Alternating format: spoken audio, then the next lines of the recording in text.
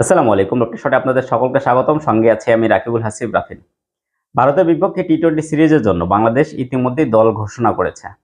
যদিও খানিকটা দেরি হয়েছে, কিন্তু অনেকটা চিন্তা করে কিন্তু দল ঘোষণা করেছে নির্বাচক প্যানেল। সেটা নির্বাচকদের কথা শুনলেই বোঝা যায়। দল ঘোষণার পরে প্রধান নির্বাচক তিনি একটা স্টেটমেন্ট দিয়েছেন। সেখানে তিনি অনেকটা উল্লেখ করার চেষ্টা করেছেন। বাংলাদেশ এই মুহূর্তে ২টি দল নিয়ে চিন্তা করেছে। সেটা একটা বাংলাদেশের ন্যাশনাল টিম এবং আরেকটি হচ্ছে অ্যামাজিন এশিয়া কাপ হবে। সেটা টি-20 ফরম্যাটে হওয়ার কারণে সেটা নিয়েও কিন্তু বাংলাদেশ দলের নির্বাচক প্যানেল এটা নিয়ে একটা চিন্তা করেছে এবং সেখানে কাদের কাদের রাখা হবে সেটা নিয়েও মোটামুটি একটা ধারণা প্রধান নির্বাচক লিপু ভাই দিয়েছেন। কিন্তু দল যেটাই ঘোষণা করা হোক না কেন, যে আমলে যে প্যানেলের আন্ডারেই ঘোষণা করা হোক না কেন, সেখানে কিছু তর্ক বিতর্ক আলোচনা সমালোচনা থাকবে, এটা একটা রীতি। এই দলটাও যে আলোচনা বা তর্ক বিতর্ক বা যৌক্তিক কিছু সমালোচনা হবে না বা এটা নিয়ে করা যাবে না, এটাও কিন্তু এর ঊর্ধ্বে নয়। কিছু প্রশ্ন এই দলেও রয়েছে যেটা হয়তোবা নির্বাচক প্যানেল যদি এই জায়গায় যদি চিন্তা ভাবনা করতেন তাহলে এই পরিবর্তনটা করা যেত।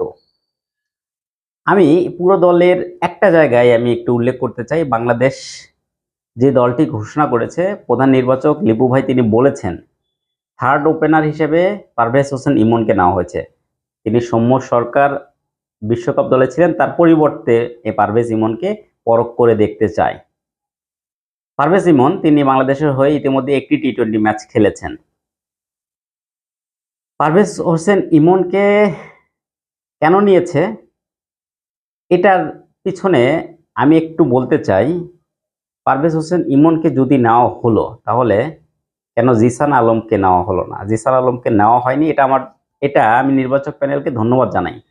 কিন্তু পারভেজ হোসেন ইমনকেই বা কেন নেওয়া হলো? তাকে নেওয়ার পেছনে যুক্তিটা আসলে কি? পারভেজ হোসেন ইমন সর্বশেষ বাংলাদেশের মাটিতে যে 2টি বিপিএল আসর অনুষ্ঠিত হয়েছে সেখানে পারভেজ হোসেন ইমন দলের কম্বিনেশন ঠিক না থাকার কারণে বা কম্বিনেশনে ঘাটতি থাকার কারণে তিনি কিন্তু লাস্ট 2 বিপিএল তিনি ঠিকমতো খেলতে পারেননি, মানে তিনি ম্যাচ পাননি। দল পেয়েছেন কিন্তু ম্যাচ পাননি। সর্বশেষ বিপিএলে তিনি ছিলেন সম্ভবত খুলনা টাইগার্সে। আসলে বিপিএল এর দল তো অনেক রকম চেঞ্জ হয়, খুলনা টাইগার্স নাম জানি না, তবে খুলনার হয়ে তিনি খেলেছেন এবং সেই দলের একাধিক ওপেনার থাকার কারণে তিনি কিন্তু মাত্র 4টি ম্যাচ খেলার সুযোগ পেয়েছেন এবং সর্বসাফল্যে তিনি রান করেছিলেন 79। পারফরমেন্স তেমন একটা ভালো না থাকার কারণে কিন্তু তিনি নিয়মিত একাদশে সুযোগ পাননি। লাস্ট বিপিএলে তার স্ট্রাইক রেট ছিল 121 এবং এর আগের বছরের বিপিএল তিনি খেলেছিলেন রংপুর রাইডার্সের হয়ে। সেখানে মাত্র 3টি ম্যাচ খেলার সুযোগ পেয়েছিলেন। 3টি ম্যাচে তিনি রান করেছিলেন মাত্র 32 রান। সেখানে তার স্ট্রাইক রেট ছিল 89। বোঝা যাচ্ছে লাস্ট 2 বিপিএলে মাত্র 7টি ম্যাচ খেলেছেন। বিপিএল যে রকম টুর্নামেন্টই হোক না কেন, সেখানে যে এনভায়রনমেন্টে খেলা হয় সেটা আমাদের এই পার্সপেক্টিভ থেকে এটা ইন্টারন্যাশনাল ক্রিকেট খেলার যে এনভায়রনমেন্ট সেখান থেকে খুব দূরে না, কারণ এসছে প্রতিযোগিতামূলক ক্রিকেট আমাদের দেশে হয় না।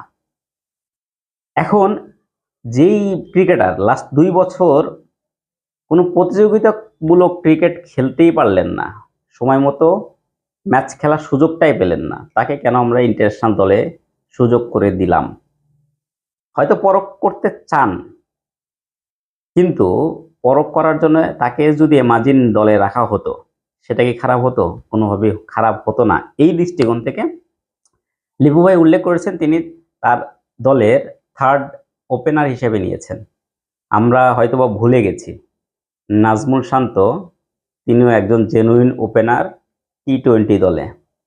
সর্বশেষ বিশ্বকাপের আগের বিশ্বকাপ 2022 সালে, সেই বিশ্বকাপে নাজমুল শান্ত কিন্তু একজন জেনুইন ওপেনার হিসেবেই দলে ছিলেন পরবর্তীতে, এবং তিনি ডোমেস্টিক সার্কিটেও যে ম্যাচগুলো খেলেন টি-20 ফরম্যাটে সেখানে কিন্তু একজন জেনুইন ওপেনার নাজমুল হোসেন শান্ত।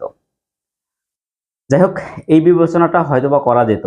আমি এই পারভেজ হোসেন ইমনের কথা এই জন্যই বলছিলাম, তাকে নেওয়া হয়েছে, শামীম পাটোয়ারিকে বিবেচনায় আনা হয়নি। শামীম পাটোয়ারি তিনি এই জায়গায় পারভেজ ইমনের চেয়ে অনেক অনেক গুণ এগিয়ে, এই কারণে তিনি অন্ততপক্ষে ম্যাচ খেলার সুযোগগুলো পেয়েছিলেন। তিনিও আহামরি যে পারফরমেন্স লাস্ট 2 বিপিএলে করেছেন এটা বলবো না, তবে লাস্ট 2 বিপিএল মিলিয়ে তিনি 26টি ম্যাচ খেলার সুযোগ পেয়েছিলেন। তিনিও রংপুর রাইডার্সের হয়ে 2টি আসর তিনি রংপুর রাইডার্সের প্রতিনিধিত্ব করেছেন এবং তার যে রোলটি ছিল সেখানে কিন্তু মোটামুটি একটা ভালো পারফর্ম তিনি করেছেন। লাস্ট বিপিএলে তার স্ট্রাইক রেট ছিল 140 এবং তার আগের বিপিএল এর স্ট্রাইক রেট ছিল 135।